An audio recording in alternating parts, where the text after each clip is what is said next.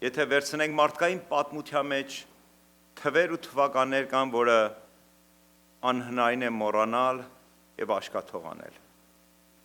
Եվ նման թիվ ու թվական կա ողջ երկրագնդի առումով, այսինքն դա արդեն ազգ այլ ազգություններն է իր մեջ ընդգրկել։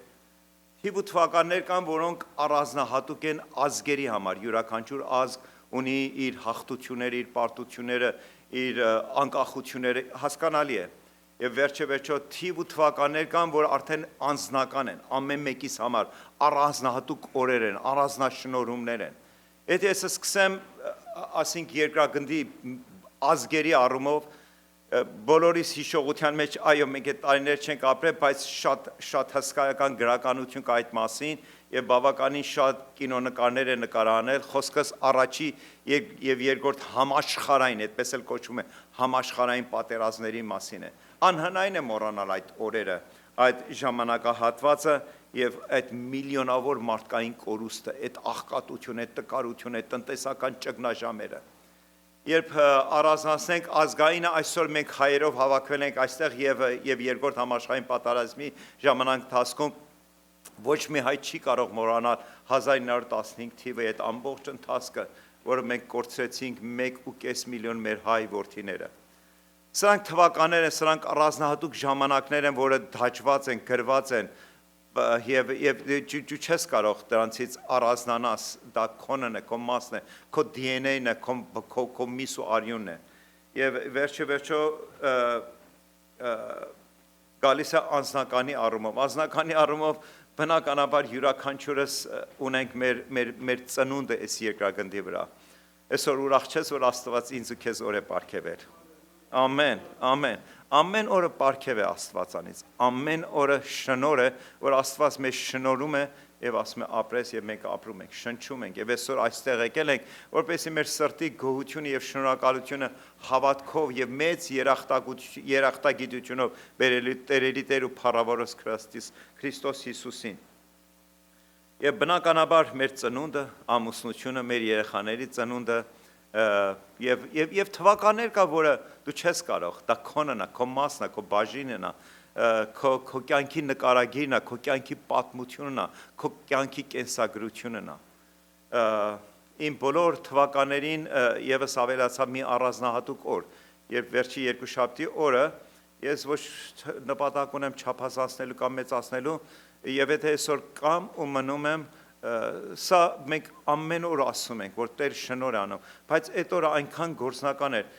եթե այն ինչ որ թշնամի սատանան էր որոշել, եւ եթե ես այդ դիրքով ընկնեի, վայր ընկնեի, վստահեցնում եմ ձեզ այսօր ես ձեզ հետ չէի, վստահեցնում եմ ձեզ, այսօր ես ձեզ հետ եմ, որովհետեւ Տերը կամեցավ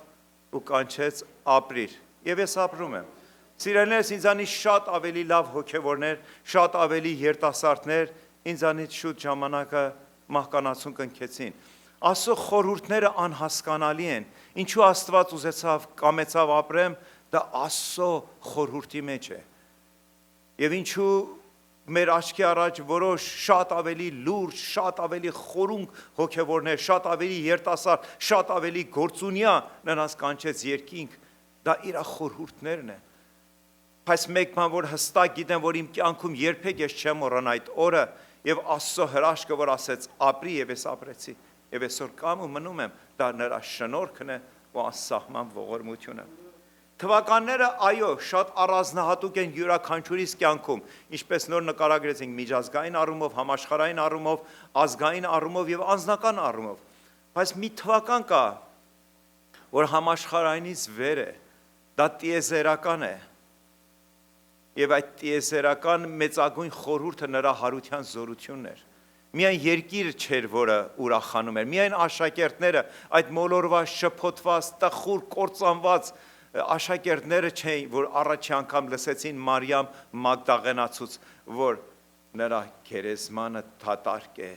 հրեշտակը պատգամ ուներ մեզ ասելու, որ ձեզ փոխանցենք։ Երկինքն էր ուրախանում նույնիսկ։ Նա երկնքում էր։ Նա վերադարձել էր իր թագավորության մեջ երկնքում, բայց մեկ այլ տարբերությամբ, իր հետ տանելով ողջ մարդկության փրկության գործը։ Նա ամբողջը կատարել էր ու կատարել էր կատարյալ ձևով, ամեն բան կատարվեց, ամեն բան եղավ, ամեն մարդ արարածի փրկության համար։ Եթե լոկ նա ցանկանա ու փափագի հավատալու ու ճանաչելու այդ փրկության Տերերի Տեր փառավոր Քրիստոս Հիսուսին, ու ինչպես ասեց, ես եմ այդ ճանապարհը փրկության, ուրիշ ճանապարհ չկա, ուրիշ գաղափար իմացություն, ուրիշ պատմություն հեքիաթ չկա, ես եմ։ Դրա համար այդ առանձնահատուկ օրը, այսօրվա օրը, հարության օրը, սրանից 2000 մոտարպես թվական առաջ այդ խորհուրդը բացվեց աշակերտների համար եւ ինչպես կարդում ենք Գործ առաքելոցում տարածվեց ժողովրդի մեջ եւ աշակերտները առան եւ ողջ երկրագնդով մեկ ողջ մարդկությանը տարեցին Բալիրուրը նա հարություն է առել եւ հոր աջ կողմը նստած բարեխոսում է ինձ եւ քեզ համար այսօր հստակորեն մեկ բան կարող ենք ասենք The reason we are here this morning is to recognize the most important day of all. Եվ մենք այսօր այստեղ ենք, եւ ես ուրախ եմ, որ մենք միասին այստեղ ենք, եւ միայն այս եկեղեցում չէ, այլ ամբողջ աշխարհով մեկ սփռված, իհարկե ժամանակային տարբերությունները հաշվի առնելով, ամբողջ աշխարհով մեկ նրա հարության զորություն են տորում։ Բոլոր նրանք, որ կհավատան, որ իրենց Քրիստոս Աստվածը չմնաց գերեզմանում, որովհետև այդ քարը գլորվեց եւ այսօր մենք ունենք այդ հարության զորությունը։ Սիրելիներս,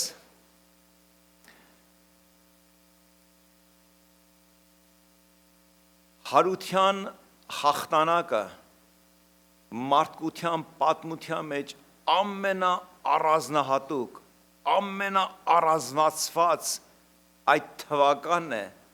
որ արդեն միջազգային չէ, համաշխարհային չէ, անձնական չէ, ազգային չէ, այլ տիեզերական է, որտեղ այդ օրը Աստված Հիսուսը հաղթեց մահին եւ ինձ ու քեզ կյանք բարգեւեց։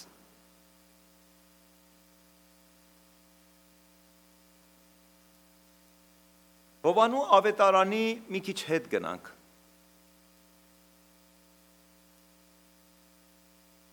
Տասներորդ գլխի առաջի համարում հետևյալ տողերն են կարդում։ Զատկվա օրից 6 օր առաջ Քրիստոս իր աշակերտների հետ այցելություն արեց Բեթանիա քաղաքը։ Եվ կարծում եմ մեզանից մեծամասնությունս հստակորեն գիտենք, երբ Քրիստոսը ներս էր մտնում Բեթանիա, նա մի տեղ ուներ, որ այնտեղ հանգիստ էր առնում, որ այնտեղ խաղաղություն էր կնտում, այնտեղ հաղորդակցություն ուներ։ Դա Մարիամ եւ Մարթա քույրերի եւ իրենց եղբայր Ղազարոսի տանն էր։ Նա արդեն Ղազարոսին մեռելներից հարություն էր տվել 4 օրվա թաղվածին։ Երբ ասում են նստած էին հացկերույթի, բնականաբար ամբողջ քաղաքը ոտքի վրա էր եղած։ Հավաքվել էին Մարիամի, Մարթայի եւ Ղազարոսի տան շուրջ բոլորը եւ եկել են ոչ միայն Քրիստոսին տեսնելու, այլ Քրիստոսի հրաշքը նրա կողքին նստած Ղազարոսին տեսնելու։ Այնպես որ հսկայական էր վկայությունը եւ ներսում տանը մեջ եւ դրսում։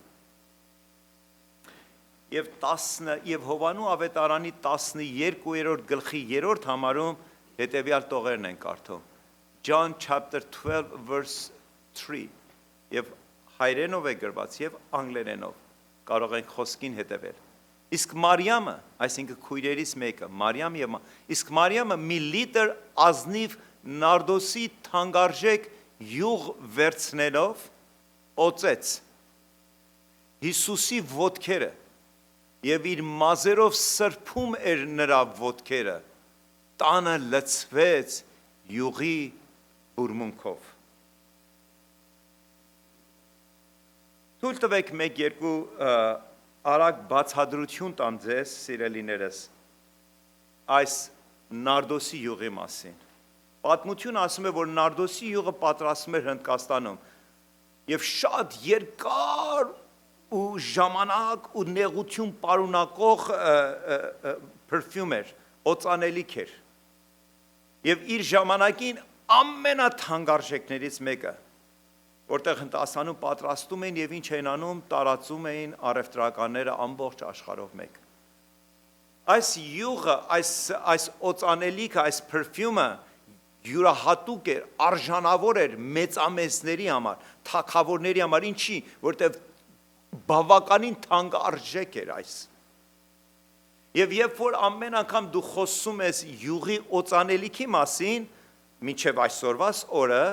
որը հարյուրավոր դոլարներ ենք վճարում, ինչեր ենք խոսում։ Խոսում ենք լիտրերով, ոչ, խոսում ենք օնսերով։ Իսկ ընդ մենք կարդում ենք ինչ է, մի ամբողջ լիտր։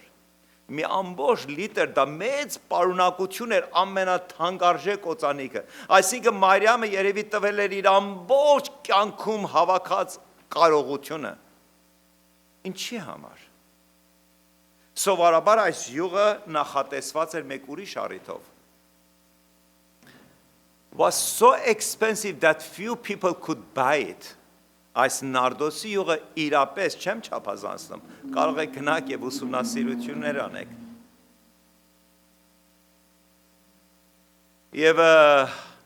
Եվ այնքան թանկարժեք էր, որ այս նարդոսի յուղը սովորաբար նվիրատվություններ է լինում թագավորներին ու մեծամեծ իշխաններին։ Mary brought to Jesus and not just a little bit of it. Եվ երբ Մերին պատրաստվել էր գնելու, նա չէր պատրաստել մի փոքրիկ ինչ-որ ամանի չափով, որպեսզի այդ հոտը տարածվեր եւ օծեր, նա մի ամբողջ լիտր էր գնել։ Սովորաբար նման մի բան կա, չէ, երբ որ դու ուզում ես ինչ-որ մի բան անես, տիրոջ համար ես անում, կողքիդ քրոջ ու եղբորդ համար ես անում, միշտ մտքում շատ արագ հաշվարկ կա։ Եվ այդ հաշվարկը գիտես ինչ ասում։ Այսքանը բավարար է, ավելին շատ կլինի, ավելինը չի գնահատվի։ Երբ Մարիամի մտքում նման հաշվարկ կար, նա Հիսուսի անունով հեռացնում էր։ Նա գիտեր, որ չգիտեր, բայց հոգու մեջ առաջնորդվում էր, որ սա իր վերջի առիթն է։ Էլ նման առիթ էլ չէր ունենալ դեմ արդեմ իր Տեր ու իր փրկիչ ու իր հրաշափառ Հիսուսի հետ հաղորդակցություն ունենալու։ Ուստի ինչ արեց։ Ուստի տվեց իր ամբողջը, ոչ թե մասնակին։ Մենք որպես մարդ արարած միշտ ինչ ենք անում, հետովա համար ենք պահում։ Դա լինի եկեղեցու նվիրատվությունը, դա լինի եկեղեցում ծառայությունը, դա լինի ծառայություն քրոջ ու եղբորը, ծանոթ եւ անծանոթի, ինչ էլ ոզումա լինի, մենք միշտ մեր մտքում ինչ ենք անում, հաշվարկում ենք։ Մեկ ուրիշ առիթով, մեկ ուրիշ նման առիթով ես մեկ ուրիշ մի բան կանեմ։ Երբ մենք երբեք չենք մտածում, իսկ այդ մեկ ուրիշ առիթը մեզ կատարվի թե ոչ։ Մարիամը իր հոգու մեջ հասկանում էր, որ այս միակ առիթն էր, որպեսզի մեծարի ամենալավագույնս։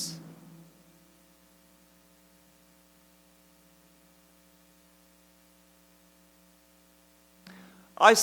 նարդոսի յուղը սովորաբար օգտագործում է, գիտեք ինչի համար, նույնիսկ թագավորների եւ իշխանավորների համար, գլուխը օծելու։ Մարմնի մեջ ամենաէական, մարմնի յուրաքանչյուր մասնիկ իր դեր ու նշանակություն ունի, բայց բնականաբար ինչն է, ամենաէական, ամենակարևորը, ամենանշանակալից, մարդիկ ամենամեծ հսկայական ծախսերը որտեղ են կատարում։ Այս տարածքի մեջ, չէ՞։ Գլուխն է, առանց գլխի մարմին արժեքավոր չի։ Եվ երբ որ օծություն կարեն հնուց եկած, ինչ են անում։ Գլուխն են օծում։ Դա էր դիմացինի մեծագույն հարգանքը, որ դու մատուցում էիր, այդ թանկարժեք նարդոսի յուղով գլուխ էին օծում։ Օծությունը գլխով էր լինում։ Այսօր մենք եկեղեցում, երբ որ առիթ ունենք օծելու, մենք գլուխը ճակատն ենք օծում։ Երբևիցե տեսել եք, որ ես ծնկի կամ եւ որևէ մեկի ոտքերը, չէ, այդպեսի բան չկա։ Այդպես սովորություն է մարդու լավագույնը, մարդու ամենաթանկարժեքը գլուխը։ Միթե դա բացված չէր Մարիամի համար։ Դա ինքնստինքա, դրա համար սովորել պետք չէր, դրա համար կրթություն առնել պետք չէր, դրա համար հոգևոր աճել պետք չէր։ Բայց դրա համար հոգևոր շատ ու շատ աճել էր պետք, որ նա Քրիստոսի գլուխը փոխարեն նրա ոտքերը։ Գիտեք 2000 տարի առաջ Քրիստոսը միակ առիթը, որ 4 ավետարաններում կարդում ենք, որ նա էշին հեծած մուտքը Երուսաղեմում էր։ Նա ամեն ուր քայլելով էր գնում։ Եվ այն ժամանակ գիտես, որ մեծամասնություն մարդիկ, որոնք շատ հասարակ պայմաններում են ապրում, այդպես ծածկված կոշիկներ չէին հագնում, հողաթափերի նման էր, որովհետեւ հեշտ լիներ իրենց համար քայլելը, եւ ամեն ուր որ գնում էին, առաջի բանը որ արվում էր ինչ էր, այդ կեղտոտ փոշոտ ոտքերն էին լվանում։ Ոտքերը միշտ կեղտոտ էին, անկախ քո հիգենիկ կարգավիճակից, այդպես էր, ճանապարհների 99%-ը հողով էր ծածկված, բայց այդ բոլորը նկատի ունենալով Մարիամը որոշեց Քրիստոսի ոտքերը օծելու, գիտեք, դա ուրիշ խորհուրդ չի կարող հասկանալի լինել, եթե ոչ Մարիամի համար Քրիստոսը լի իրավ Աստված էր, երկնային էակ էր, որ երկրի վրա էր հանգչում, բայց այդտեղ կային մարդիկ, և դրանցից մեկը համարձակվեց, որ արձագանքել, աղաղակել, բողոքել, որտև անհասկանալի էր, մարդկային տրամաբանությանը համապատասխան չէր, ես չեմ ուզում նորեն կրկնեմ, լավ ով մարդ, այսպիսի մի թանկարժեք, մի ամբողջ լիտրի չափ նարդոսի յուղ էիր գնել, գոնե Քրիստոսի գլուխը օծեիր, և այդ բողոքավորներից մեկին հստակորեն 4 ավետարանիչները մեզ ծանոթացնում են, ոչ այլ ոք էր, եթե ոչ ով, Հուդան բողոքեց, Հուդան տրտնջաց, ասեց նարդոսի յուղը հսկայական գումարով կարող ենք վաճառել, Արդեն նույնիսկ գլուխը տիրոջը ինչ անում, անտեսում է։ Հասկանում եք, և կարող ենք մեկ այլ գործնությունների համար կիրառենք։ Եթե ինձ համար, իմ ապրած կյանքի օրերի մեջ, ամենաթանկը և ամենաարժեքավորը Քրիստոսը չեղավ, եթե այսօր ոչ, ես վաղը հոգևոր կյանքից կընկնեմ։ Ինչպես Հուդան ընկավ։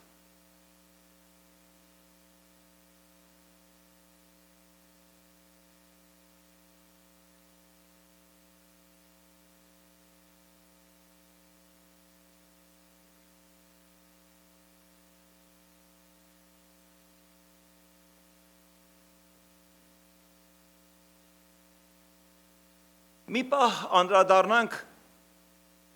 Քրիստոսի վերջի մուտքը տաճար է, եկեղեցին։ Ասում է Հիսուսը տաճարը մտավ, ընթերցում ենք սա Մատթեոսի ավետարանի 21-րդ գլխի 12-րդ համարից։ Եվ վռնդեց բոլոր նրանց, ովքեր տաճարում վաճառում ու գնումներ էին անում, շուռ տվեց լումայա փոխների սեղանները և աղավնա վաճառների աթոռները։ Հասկանում եք ժամանակի ընթացքում տաճարը կառուցվել էր որպես տիրոջ տունը, որտեղ մարդիկ հոգնած, բեռնավորված, անհույս և ուրախ ամեն իրավիճակում ներս են մտնում իրենց տիրոջ տունը, Աստծո տունը, որ Աստծո հետ հաղորդակցվելու և ժամանակի ընթացքում ինչն էր պատճառ դառավ։ Քահանաները իհարկե թույլ տվեցին, քահանապետները նաև իրենց հերթին, որովհետև ամբողջը խոսում էր ինչի մասին, դրամի, շահի, կարողության մասին, և ամբողջ եկեղեցին վերածվեց ինչի, ինչպես կարդում ենք բառ առ բառ ու տառ առ տառ, դարձել էր շուկա։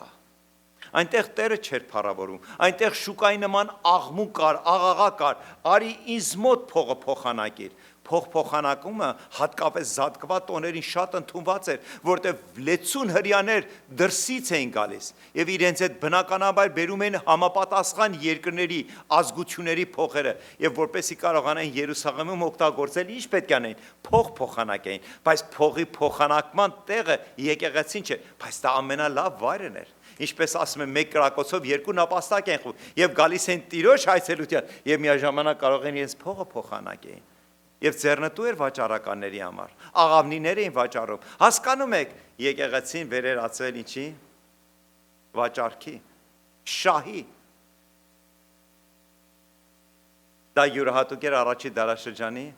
ով ոչ, յուրահատուկ է ամեն մի եկեղեցու։ Անպայման չէ, որ այս եկեղեցում, այստեղ Միջանցքում կամ Հայաթում մենք սեղաններ տնենք ու վաճառքի վերածենք։ Որտեղ այն ամեն ինչ, որ Աստծո խոսքի մեջ կարդում ենք, նաև արտացոլվում է մեր հոգու աշխարհի մեջ։ Եթե քո եկեղեցի գալու նպատակը ինչ որ տեղը, դա քո եւ քո Աստծո մեջ է, ես չեմ կարող ներթափանցեմ եւ քո հոգուտ աշխարհը քննեմ ու զննեմ, բայց ամեն ոք կարող է իր անձը բերելու Տիրոջ առջև եւ Տիրոջը խնդրելու, որ Տեր քնիր ու զննիր ինձի։ Այսօր եկեղեցիներին թիվ ու քանակ չկա, մի կողմից հրաշալի է, փառավոր է, խմբերը շատանում են ամենուր, բայց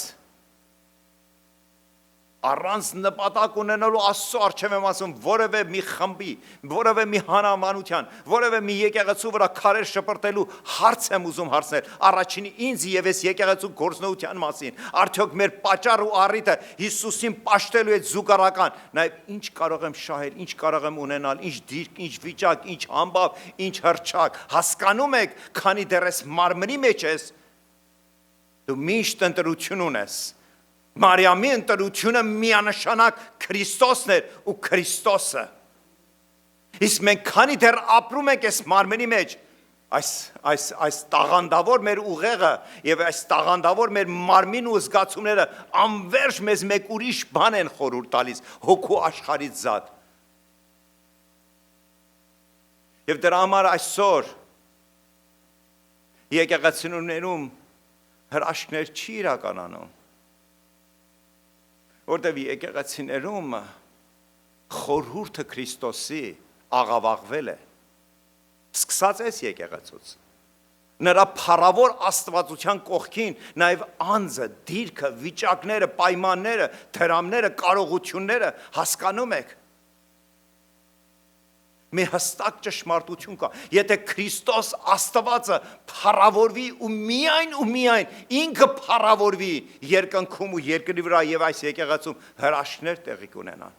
Եվ հրաշքների պակասությունը միանշանակ խոսում է իմ ու քո ու մեր անձի ու մեր մտածածի ու մեր սպասածի ու մեր որոշածի մասին, որ մենք միշտ Քրիստոսի կողքին ինչ որ մի բաներ ենք դնում։ Եկեք չմոռանանք։ Մարդիկ եկան, մեզ հետ աղոթեցին, մեզ հետ կանչեցին, բայց որովհետև իրենց ուզածը, իրենց ցանկությունը չիրականացավ, այնպես որը սպասում ունեին, ինչ եղան, մնացին, ով ոչ սրտի ցավով գնացին։ Նույնիսկ մարդիկ եղան, առան ստացան ու մնացին ու ոչ գնացին։ Այնպես որ իմ ասածները այդքան էլ հեքիաթային չէ, այդքան էլ անորոշ չէ։ Եվ Քրիստոսի հետ մենք առ եւ տուրի մեջ ենք մտնում։ Ոչինչով չի տարբերվում 2000 տարվա առաջվա այն տաճարից, որտեղ ինչ էին անում։ Դրամ ու փող ու լումա էին փոխանակում ու աղավնի ու ոչխար ու գառ էին վաճառում։ Հասկանում եք։ Ուստի Քրիստոսը մինչև խաչը բարձրանալը մի վերջին անգամ խորհուրդը բացեց ամեն իրեն հավատացողի համար։ Եթե քո տաճարիդ մեջ մնաց այդ առը եւ տուրը առնելը, սպասումդ, ես այնտեղ միակը չեմ։ Ես կփառավորվեմ քո մեջ, երբ քո տաճարիդ մեջ միակը լինեմ։ Ուստի դրա համար Աստված եւ Աստծո խոսքը մեզ հիշեցրեց, նա նախանձոտ Աստված է։ Նրա կողքին դու չես կարող ուրիշ աստվածներ դնես, քո անձը դնես, քո դիրքը դնես, քո կարողությունը դնես, քո վիճակը դնես, քո ամբողջ աղոթների ցանկը դնես։ Տեր, եթե այս աղոթների ցանկը չկատարվեց, ուրեմն ինչ որ մի բան իմ ու քո մեջ ճիշտ չի, ուրեմն ես իզուր եմ ծառայում։ Հասկանում ես։ Մեզ նման իրավունք չի տրված։ Մեզ տրված է Մարիամ լինել, որ ամբողջը, մինչև վերջ, այն ինչ որ Հուդայի համար անհասկանալի էր եւ Հուդայի ներմաններին, որ այնտեղ հավաքված էին ու զարմացած էին, նրանց համար Քրիստոսի աստվածությունը չի բացված։ Իսկ Մարիամի հոգու տաճարի մեջ առևտուր չկար, Քրիստոս կար, և նրա ամբողջ կյանքի կարողությունը տվել էր, որ նրա ոտքերը օծեր, նա իրեն արժան չէր համարել, Տիրոջ ձեռքերը, Տիրոջ գլուխը, Տիրոջ մարմինը, ասում է յուղեղուծությունից հետո իր արցունքներով և մազերով սրբում էր նրա ոտքերը, շատ հաճախ մենք կարող ենք երևույթը սենտիմենտալ դարձնել, մարմնական, բայց այն ամեն ինչ, որ Աստծո խոսքի մեջ գրված է, խոսում է մեր հոգու աշխարհի մասին, ոչ թե մեր սենտիմենտի, ոչ թե մեր հոգևոր, մեր զգացմունքային աշխարհի մասին, եթե նա ամեն ինչում քո կյանքում միակը չեղավ, ես ու դու մեր հոգևոր կյանքում կկաղանք, կկասկածենք, կպակասենք, կխեղճանանք, կտակարանանք, կմոլորվենք, ու Աստված մի արած է, ինչպես տխրությամբ ենք հիշում, նմանատիպ մարդկանց, որ եկան, մնացին, աղոթեցին, երգեցին, փառաբանեցին, ու այդպես էլ գնացին ու հեռացան։ Հաստատանքի մեջ մեկին է հիշեցնում, Դիմասին, որ նրանք դուրսը ավելի շատ սիրեցին, քան թե Քրիստոսին, որտեղ Քրիստոսի աստվածությունը այդպես էլ նրանց համար չբացվեց, նրանք եկել էին առնելու, նրանք եկել էին առ և տուր անելու, Աստծո տանը մեջ առ և տուր չկա, Աստծո տանը մեջ մինչև վերջ հավատ կա, հավատա ու պիտի առնես, հավատա ու պիտի տեսնես, հավատա ու պիտի ճաշակես ու վայելես։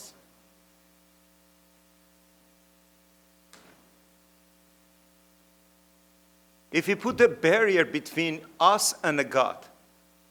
արդեն խոսեցինք, եթե իմ և իմ Աստծո մեջ, ես ինչ-որ պայմանները դրանք պատնեշներ են, որ մարդը կառուցում է իր և Աստծո մեջ,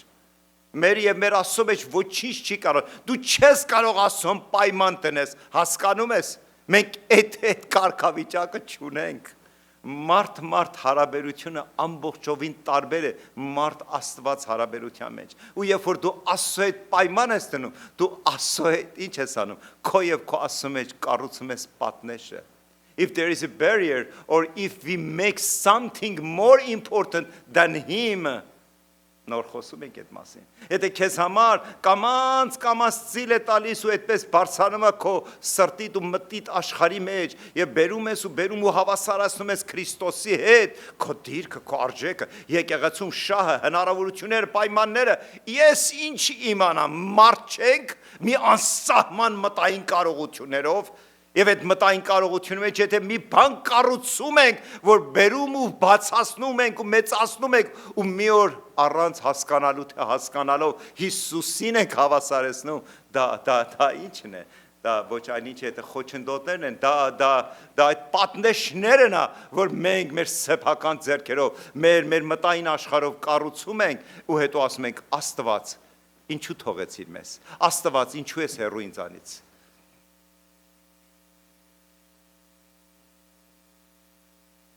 Եվ ամեն ինչ մեր կյանքում կարող է ինչ լինել, պատնեշ լինել։ Երբ դու կապում ես ինչ-որ խմիչքի, դեղատեսակների, թմրեցուցիչների, կյանքի կարգավիճակների, խաղամոլության, ինչ իմանամ։ Եվ դա կամաց բարձրանում է քո մեջ, այդպես զբաղմունք էր, ժամանակ առ ժամանակ հետաքրքրություն էր, հետո դառնում է պատնեշ, հետո դառնում է կյանք, հետո դառնում է մի արժեք, որ էլ չես կամ ձերբազատվես, մտածում ես, խորհում ես, իմաստուն ես դարձնում, մտածում ես Քրիստոսի հետ ես նրանց ևս կքայլեցնեմ իմ կյանքի մեջ։ Եվ Աստված Քրիստոսը կամենում է, որ այդ խոչընդոտները տապալի մեր կյանքում, որպեսզի մեր ու նրա մեջ ուղիղ կապ լինի, որպեսզի մենք ազատություն ունենանք նրան պաշտամունք բերելու, մեր պաշտամունքը բար չլինին, այլ հոգի լինի, ինչպես Մարիամինը, բար չէր, այլ գործնեություն էր, նա տվել էր իր ամեն ինչը, որտև հավատում էր, թե ում հետ է հաղորդակցվում, տերերի տեր ու փառավորացի։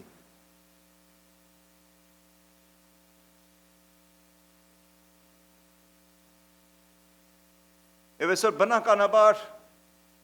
թողնելով ոչ աշխարհ այսօր հարցում ունեմ ես ինձ հարցնելու դու քեզ Have you put a barrier between you and a God? Ունես խոչընդոտներ, անկեղծ եղի Աստծո հետ։ Դու պետք չունես քո որևէ մեկին, քո կողակցին, քո ամուսնուն, քո երեխին, քո ծնողին, քո հովիվին պատասխանի, բայց քո Աստծուն դու չես կարող շրջանցես։ Որտեղ մեզանից ամեն մարդ արարած էս երկրագնդի վրա, սկսած Ադամից մինչև վերջի անձը, որ ծնունդ պետք է առնի եւ դրանով ավարտվի երկինքն ու երկիրը, պետք է Տիրոջ առջև կանգնելու։ Մենք չենք կարող շրջանցենք։ Մենք կարող ենք մեկս մյուսին շրջանցենք, մեկս մյուսին խաբենք, մեկս մյուսին համոզենք, մեկս մյուսին խրատենք ու դաստիարակենք, երբ ես ինքս արժան Տիրոջից խրատվելու։ Արդյոք կա այդպիսի մի խոչընդոտ իմ եւ իմ Աստծո մեջ։ Հարց ունեմ հարցնելու եւ պատասխան ունեմ։ Are you allowing something to distract you from fully worshiping him? Կա մի բան, որը ժամանակ առ ժամանակ ինչ ես անում, տրվում ես դրան։ Լավ ես կիրակել չեմ գնա, այս ամիս էլ չեմ գնա, լավ ես աղոթներն էլ կպակսեցնեմ, կարևորը ուրիշ բաներ կան։ Այդպիսի կարևոր բաներ կա քո կյանքումդ, քան ավելին Քրիստոսը։ Հարց պետք է հարցնենք։ Ի՞նչն է։ Արդյոք քեզ համար Քրիստոսը ամենաթանկն է, ինչպես Մարիամի համար։ Թե բաներ կա, որ շատ հեշտ կարողանում ես զիջես, փոխարինես։ Լավ ոչինչ այսօր Քրիստոս թող չլինի։ Լավ ոչինչ թող այս ամիս չլինի։ Լավ ոչինչ թող այս տարի չլինի։ Հետո կլինի, հետո կմեծանամ թոշակի, որ ասեմ, վստահեցնում եմ եկեղեցի կգնամ։ Երբ մենք չգիտենք 1 ժամ հետո կյանք ունենք, թե չունենք։ Մենք մտածում ենք թոշակի գնալու, երեխեքին ամուսնացնելու, ոմանք դեռ շատ ավելի վեհ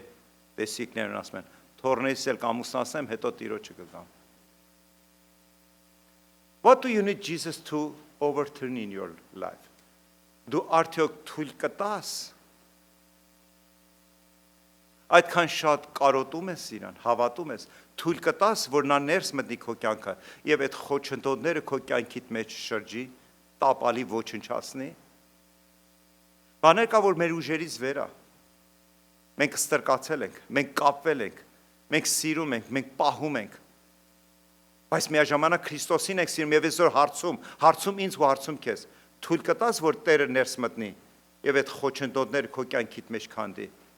Overturning your life so that you can freely worship him. Սրանք հարցադրումներ են, որ ամեն մեկս կարող ենք հարցում հարցնել եւ պատասխան տալ նրան։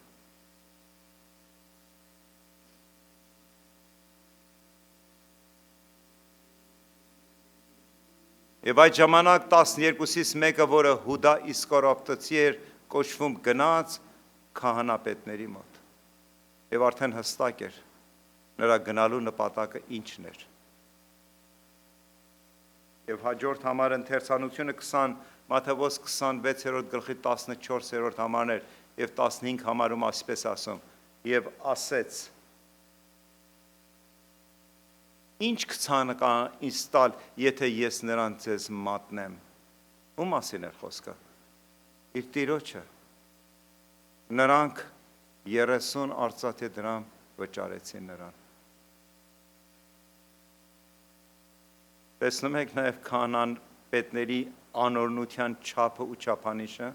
նրանք հոգևորներին, նրանք հոգևոր առաջնորդներին։ Գիտեք այդ Հիսուսին, որ լսել էին ամեն օր նրա փառքի, նրա հրաշքների մասին, գիտեք ինչքան գնահատեցին։ Մի ստրուկի գնի չափ, 30 արծաթը այն ժամանակվա մի ստրուկի գին էր։ Եթե Քրիստոսի աստվածությունը մարդու համար չբացվեց, Սատանան նրան կարող է ամբողջովին հեռացնել Քրիստոսից եւ Քրիստոսի աստվածությունը ամբողջովին կարող է մեր կյանքում, եթե աչալուրջ չեղան, եթե արթուն չեղան, եթե աղոթների մեջ չեղան, եթե հարատևեցինք, եթե եկեղեցուն մաս ու բաժին չկազմեցինք, մեզ համար այն Քրիստոսը, ինչպես Հուդայի համար Աստված էր, մի օր դառավ 30 արծաթ։ Եթե Հուդայի կյանքում եղավ, չի բացառված, որ որևէ մեկիս կյանքում եւս կարող է լինի։ Եթե մենք մեր հավատքի կյանքում աչալուրջ եղանք։ Ով էր Հուդա Իսկարովտացին։ Նա իր կյանքում ինչ որ միտեղ որոշում կայացրեց, որ ինչ անի, Քրիստոսին հետևի։ Եվ դարձավ Քրիստոսի աշակերտներից մեկը, 12 աշակերտներից մեկը։ Հուդան իր հին կյանքը թողեց, իր հիր աշխատանքը, իր հիր զբաղմունքները, իր հին ընկերները։ Եվ 3 տարի շարունակ նրա աշակերտը կոչվելով հետևեց Քրիստոսի ամեն մի քայլափոխին։ Հուդանը լսեց Քրիստոսի իր առաջնորդի, իր ռաբբայի, իր վարդապետի ամեն մի քարոզը, every message and every parable, ամեն մի առակը, որ առանձնացնում էր աշակերտներին, ու ավելի խորը էր մեկնաբանում նրանց համար։ Նրա ականջները ու նրա աչքերը ամեն օր տեսնում ու լսում էին այդ վարդապետին, այդ տերերի տեր ու փառավոր Քրիստոսին։ Հուդայի աչքերը տեսել էին բազում հրաշքներ, թե ինչպես էր իր առաջնորդը, իր տերը Հիսուս Քրիստոսը բժշկում կույրը, կաղը, ընգածը, մեռածը։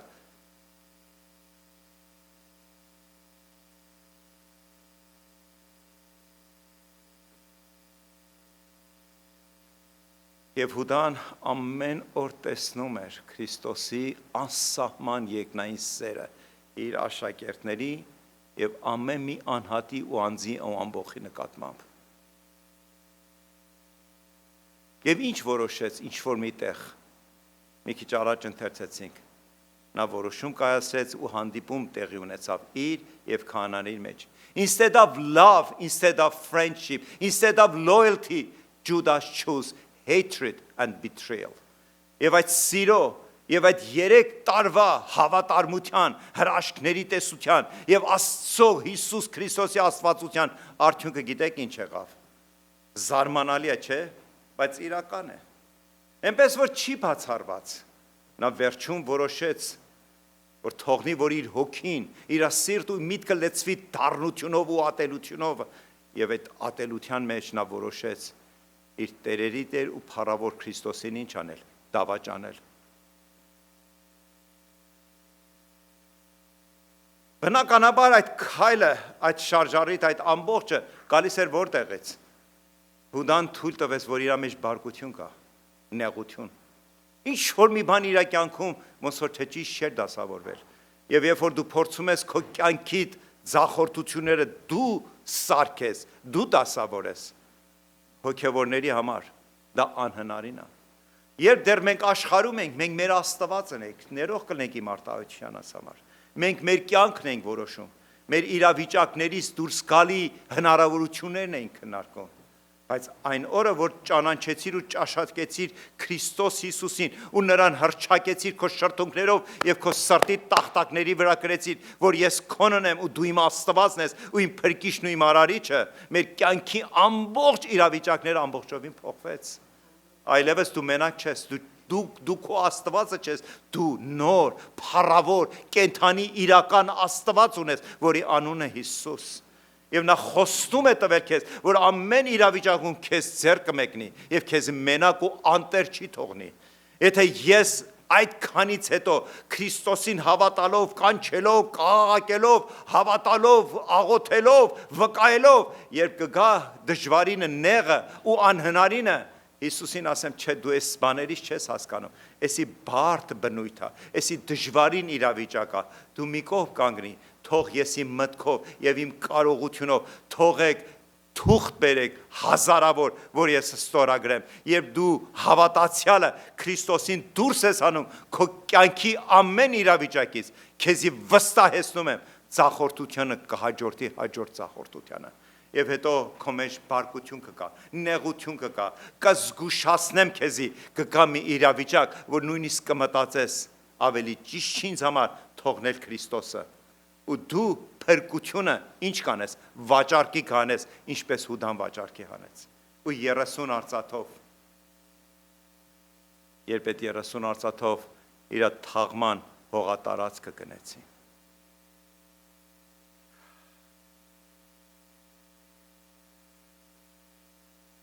Եվ բնականաբար, երբ Քրիստոսի սերը մեր մեջ պակասում է, մի հսկայական սեր կա այս աշխարհով տարածված, եւ դա կոչվում է փողի սերը, գալիս ու ծածկում է մեզի։ Այո։ Այո, այդ անօրենը, այդ մամոնան ամեն քայլափոխին մեզ հետ այդպես քայլ առ քայլ քայլում է։ Ու երբ որ Քրիստոսի սերը մեր մեջ պակասում է, այդ դրամի սերը բարձրանում է եւ մեզի կլանում է։ Մենք մտածում ենք, բայց ես հոգևոր եմ, ես նրան հավատում եմ։ Որտեղ մենք կորցնում ենք մեր անկեղծությունը։ Մենք հակում ենք մեր հոգևոր աշկերը եւ մեր հոգևոր ականջները։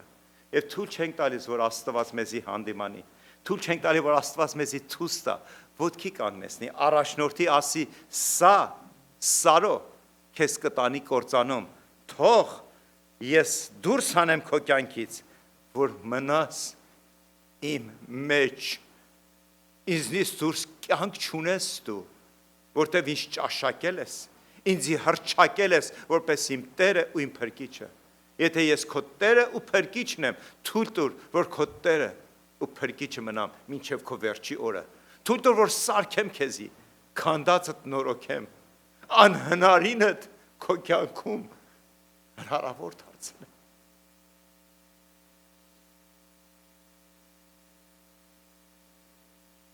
Եվ վերջապես կարդում ենք մի հետևյալ հրաշալի տողերը։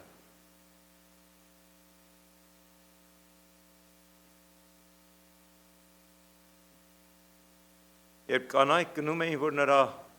մահացած մարմինը յուղովոծեին, նրանք հանդիպեցին հրեշտակին։ Եվ նա ոչ միայն այդ կանանց, այլ ոչ մարդկության համար պատգամ ուներ բերած, եւ այդպես էլ արեցին։ Կանայք տեղափոխեցին այդ պատգամ, այդ խոսք, այդ լուրը, այդ հրաշք իրականությունը աշակերտների ու աշակերտները, երբ զորություն առան երկնքից, ողջ տիեզերքը ծածկվեց նրա հարության զորությունով։ Նա այստեղ չէ, որովհետև հարություն է առան։ Ինչպես ասել էր, ինքը ասել էր. եկեք տեսեք այնտեղը, որտեղ դրված էր։ Այդտեղը դատարկ է։ Նա հոր աջ կողմը նստած բարեխոսում է ամեն իրեն հավատացողի համար։ Թող օրհնյալ լինի հարությունը Քրիստոսի։ Ամեն։